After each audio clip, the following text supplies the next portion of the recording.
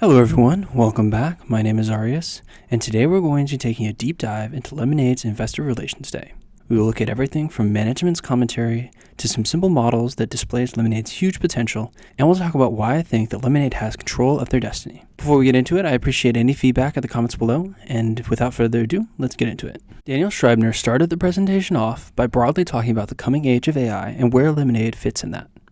He first reminded us with the original scientific revolution that unfolded a couple hundred years ago that no insurance company from prior to the revolution survived the massive change that it was. The proliferation of using data and statistics to make predictions about the future clearly favored the companies who could and chose to use these methods over those who did not, and caused the others to go out of business. Lemonade thinks, as I do, that AI will provide even deeper insights not yet unlocked by more traditional statistics used by regular insurance companies. This seats Lemonade in a prime position going forward because despite legacy insurance's massive scale advantage, leading to far more data, it is not all stored or easily accessible. While this is far from their only obstacle, it is a difficult one to defeat. Lemonade, on the other hand, has a growing base of information, and due to their digital substrate, it is much more granular and easier to access.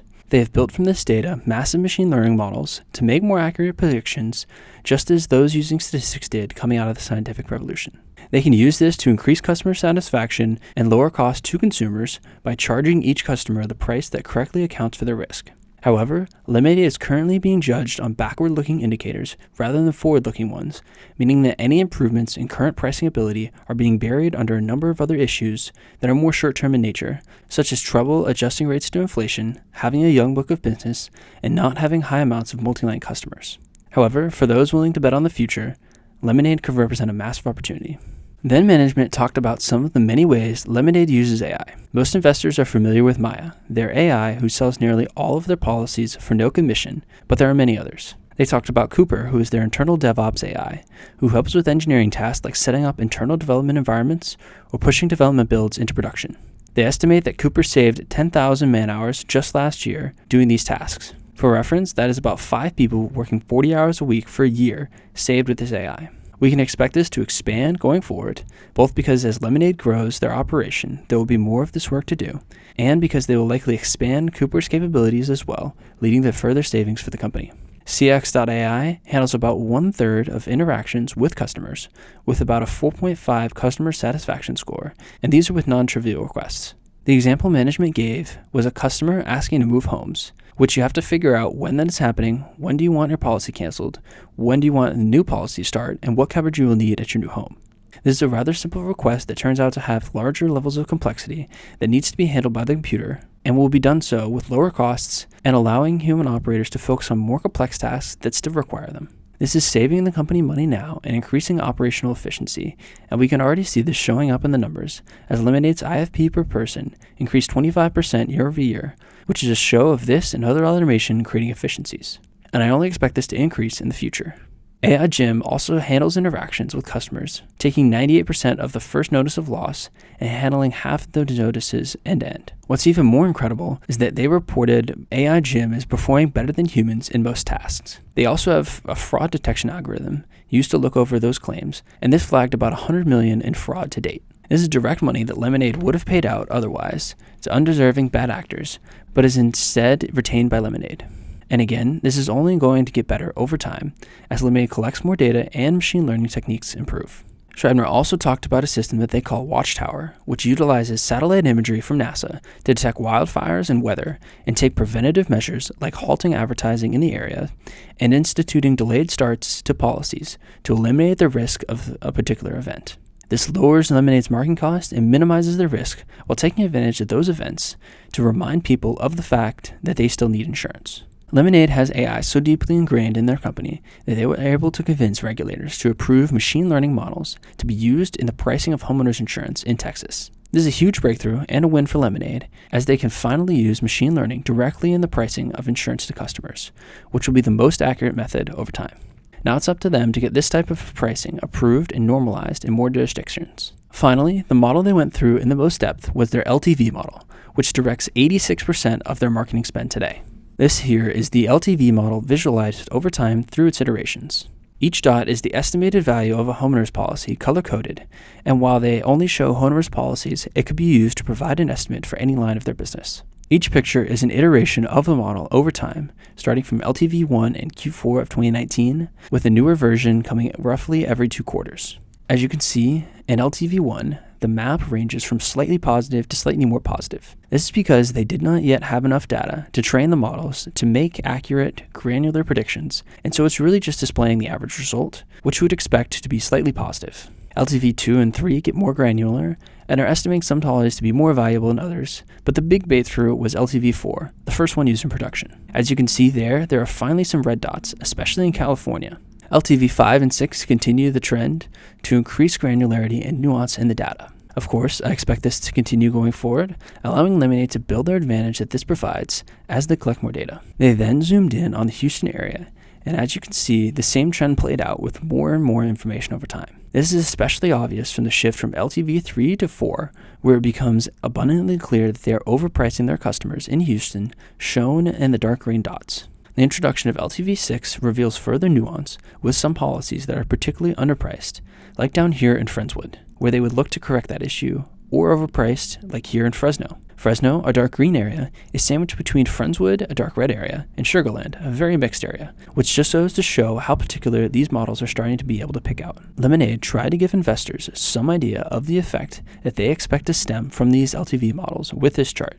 This shows the predicted average loss ratio for the cohorts of customers acquired in each of these quarters. While investors or management really have no idea if these numbers will turn out to be true, the trend is clear and on the way down, and I would expect them to continue to improve these models and keep the predicted loss ratio trending down as well. This can be seen in the numbers as well, with the true loss ratio by product generally trending down over last year. This is a relatively short-term measure, but the improving trend is a good sign for the early success of these models. LTV and Lemonade's other machine learning models are already providing Lemonade with a huge benefit in various capacities that will soon materialize in their metrics, and I think, as Lemonade continues to march forward, will provide a drastic benefit for Lemonade's business. Let's move on to the second part of this video and talk about Lemonade's business as a whole, specifically their strategy, which is still generally to acquire customers while they are young and grow their business with them for life. Much of this will start off with renters customers, where nearly a quarter of first-time renters insurance buyers under 35 in the US chose Lemonade more than any other carrier, despite Lemonade not being a nationwide service yet. Selling these low-cost renters policies are a key element to Lemonade's growth, as around a third of new policies in their other business lines are cross-sold to renters, causing premium to jump 5 to 8x on average. This chart illustrates that perfectly over time, with significant cross-sales coming to pet and home at a steadily increasing rate over time. Another thing I would like to point out here is that they have $3 million in cross-sold IFP to car customers.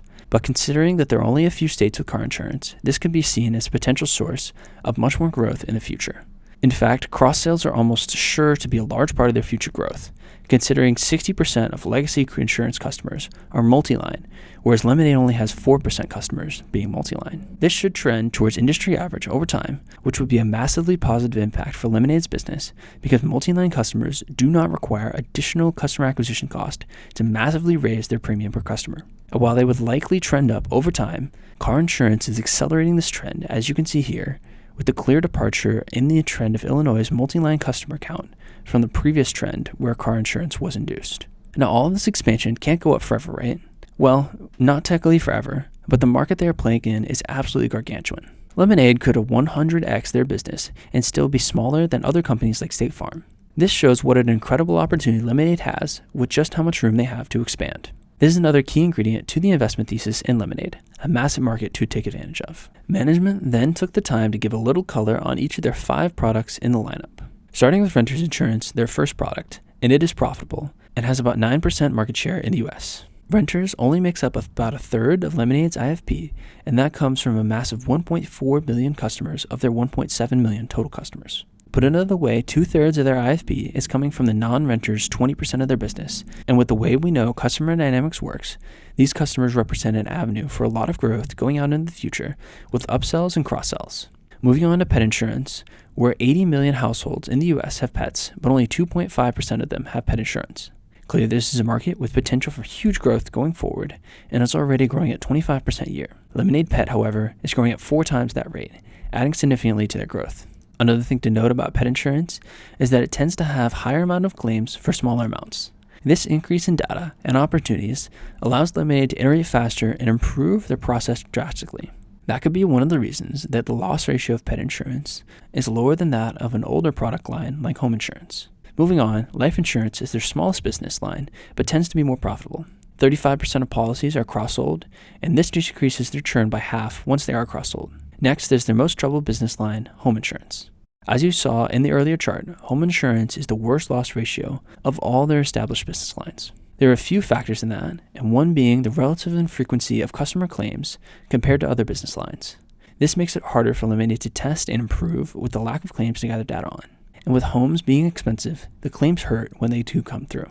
Another issue, especially recently, is rate increases have lagged in the cost of claims caused by inflation. Both of these two issues are improving, leading to lower loss ratios over time as rates get re-rated for inflation and as Lemonade gathers more data to price policies better. They are also using AI to improve home insurance. For example, they developed an algorithm to look through property descriptions for words like fixer-upper or needs TLC to reveal that the house may not be of the highest quality and may carry slightly larger risks. They are also using satellite imagery to spot roofs that are potentially in disrepair. Over time, with all of the potential in homeowners insurance, I am confident in their ability to figure out how to properly price the risk and drive long-term gains for the company. Finally, their newest product, car insurance. Car has an opportunity to drive huge gains for the company with 300,000 on the waiting list and converting 25% of the current customers to car as well. They've used the data that Metromile brings to the table to improve their accuracy, hopefully faster than home. And telematics will take this to the next level, allowing Lemonade to generate tons of granular data on all of their drivers and price risk as accurately as possible. I hope you can see that car insurance has a massive opportunity to dramatically grow Lemonade's IFP on its own. Let's now take a look at how management thinks all these things could come together to get Lemonade to profitability and perhaps even create a super valuable company long term. The first model they presented was the space model. It assumes a 20% compound annual growth rate for Lemonade IFP for the next 5 years, a 70% gross loss ratio in 2027, and 25% of customers being multi-line in 2027. This scenario gets them to profitable in 2026, and they have a minimum unrestricted cash level of $100 million. All things considered, in this environment, that would be a fine outcome. Let's remember the two things that are important as investors. They need to get to profitability, and they need to grow as fast as they can on their way there with a decent safety margin. This would be a solid scenario to achieve that. They grow at a decent 20% rate, not nearly as fast as they have in the past, but still respectable, and have a minimum of $100 million in unrestricted cash to play with while turning profitable in 2026. This is illustrated in the chart on the right, which starts with roughly $1 billion in estimated cash and equivalents ending 2022, having narrowing cash drawdowns from 2023 to 2025, losing a small amount of money in 2026 overall despite turning profitable that year, and then posting their first full year profit in 2027. The capex and investments net out to a small gain over that time, leaving in this scenario with $582 million in cash, with $182 million of that being unrestricted, meaning they can use it as they like and are not required to keep it on the balance sheet for potential losses. This serves as a pretty good base model, and I would be happy with this playing out this way. Let's see what would happen if some of these variables don't go as well or are better than planned. The next model they give was a bull case. They left the IFP growth rate the same at 20%, but increased multi-line customers percentage to 35%, still much less than the industry average of 60%, and decreased gross loss ratio to 65% in 2027, just 5 points better than the base case. These adjustments resulted in minimum unrestricted cash levels of $175 million, $75 million more than in the base case, and perhaps more importantly, profitability about a year sooner. In this case, Lemonade may decide to dial up the spend on marketing and grow a bit faster and be a larger company overall while still pushing out of profitability a tad more and losing a bit more money. Either of these scenarios I would be perfectly happy with, but for the third test in the sensitivity analysis, they gave a bear case. This case increased gross loss ratio to 78%, 8 points higher than the base, and decreased multi-line customer percentage to just 20% in 2027. This now resulted in a $125 million unrestricted cash deficit, meaning that they would be out of compliance with regulators at some point and be in big trouble if not bankrupt. This would obviously be a bad case, but the point that management made is that this would never happen. Management is constantly monitoring all of these factors and plugging this back into their models and seeing what it means. They would see these conditions coming and adjust as required. This implies that if capital markets are conducive, meaning they feel the company is fairly valued enough to raise more equity at current prices, then they will raise capital and use that to get them through, or perhaps even grow faster. If the capital markets are still in relative turmoil as they are now, they could moderate their growth to a 12% 5-year IFP CAGR, as they showed in this final model. This would be suboptimal, as Lemonade would have about $500 million less in IFP at $1 billion instead of $1.5 billion, but they would have $100 million in unrestricted cash and would be profitable in 2026. This is all enabled by their ability to moderate marketing spend and directly control their growth because they were so aggressive in raising capital at IPO and in secondary offerings when the share price was soaring. That has put Lemonade in a relatively secure position, despite how brutal the markets have been recently to hyper-growth companies like them. Today, Lemonade has roughly 1.8 million customers at an average premium per customer of $343 per year, which brings their total as of Q3 of 2022 to roughly $600 million in IFP. For the first what-if scenario, they have modeled customer count doubling to 3.6 million customers, and their premium per customer getting to about half of the national average at $1,670. Before we get to what that would yield, let's talk about why these numbers make sense. First, they've been growing customers at a very fast rate, adding about 1 million in their first 4 years, and they hit that mark about 2 years ago and have since added another 800,000. At their same rate as over the last 2 years, it would take them about 5 years to double their business. We know the growth will be a bit slower, at least in the short term, due to market conditions, but it seems very reasonable to me that they could double their business in the next 10 years. They also have been consistently growing premium per customer, as you can see on this chart. 1,600 does seem like a big jump from 340, but it doesn't seem like nearly as much when you look at this chart and realize that 1,600 would still be significantly less than the national average. Another thing to keep in mind is that they have recently just launched one of their most expensive products in terms of premium per customer, car insurance, and have yet to really start scaling it in any meaningful way. Their other relatively expensive insurance line, Home, they have yet to figure out how to do profitably. Once they do, I am sure they will look to scale it more than they have so far, driving up premium per customer. It's a long way from 300 to 1,600, but I think it is reasonable as the business adds more home and car owners, especially bundled together, and has less renters as a percent of the total. These assumptions would yield about $6 billion in IFP for the first what-if. For the second, they consider doubling and then doubling again their customer count to 7 million customers, and then getting their premium per customer to the current national average of $3,200 per year, yielding $23 billion in IFP. For much of the same reasons as the first what-if, I think this is reasonable, but maybe more of a 15-year target for the second what-if, and a 10-year target for the first. Management threw out a 12% operating margin, which I think is reasonable, and could definitely be higher with how many efficiencies I expect Lemonade to take advantage of. If we use that 12% operating margin, that would yield $700 million to $2.7 billion in earnings for the respective cases, and using an 18 price-to-earnings ratio, that would yield valuation anywhere from $12 billion in the first what-if to a whopping $50 billion in the second. From the current roughly $1 billion market cap, both cases would prove insanely profitable for investors willing to take the plunge right now, as I am. Before we get to why I think legacy insurance will die over the next 20 years, let's look at my notes from management's Q&A session. The first interesting point management made was about their predicted loss ratio from their LTV model, and that these past predicted ratios could have turned out to be more correct than they were, but were significantly inhibited by inflation driving up claims costs, as their model does not account for inflation in prices because inflation rate is fundamentally unpredictable. This reemphasizes the point that a return to a more normal inflation environment will be very beneficial to Lemonade going forward. Another point they made about LTV is how their pricing precision has increased 17,000 times from their first model. This does not reflect a direct increase in accuracy, but definitely reflects a directional increase in accuracy, as they would not increase the precision if they did not think that they had fidelity for that increase in precision to be useful. Management also pointed out that as a general rule, customers do not churn because of conflict with Lemonade, with a fraction of 1% churning for that reason. Most churn because of a life change, like moving back in with their partner or parents, or moving to a state where Lemonade isn't yet operating. These customers overwhelmingly say that they will be back with Lemonade and consider Lemonade their insurer of first choice, but are just not in a place where they need Lemonade services at that time. This is important to consider when looking at Lemonade's churn metrics, as much of this churn isn't permanent, and they may be reacquired in the future for a lower cost. Speaking of marketing costs and customer acquisition, management called out that Lemonade has had standout marketing efficiency in the face of rising ad costs. They have been able to improve their LTV to CAC ratio by increasing LTV faster than CAC has increased, and this is clearly a positive sign for the company and points to much of their overall business strategy working in their favor. Finally, and the most interesting point, they've reminded investors of the potential negative feedback loops that could come for legacy insurance because they no longer have the same data supremacies as they used to. This could lead to what I call the legacy death spiral. Let's say that Lemonade is better able to price risk than their legacy insurers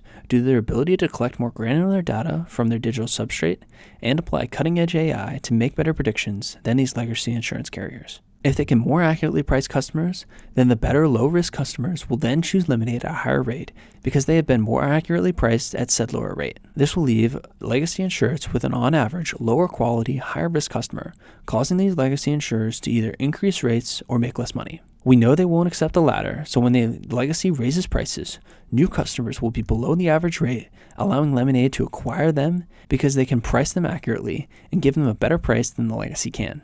This will cause legacy to raise rates further driving more and more customers to Lemonade or other insurance carriers that can price accurately until legacy insurers no longer have the ability to run a profitable business. I'm not committed to this being what will definitely happen, but I think it is certainly in the realm of possibilities and would raise Lemonade's ceiling dramatically. Now for my conclusions. AI will be a revolution for insurance and will fundamentally alter how accurately insurance is priced going forward. Lemonade is blazing the trail for this AI use in insurance, and this will be a huge advantage to them in the future.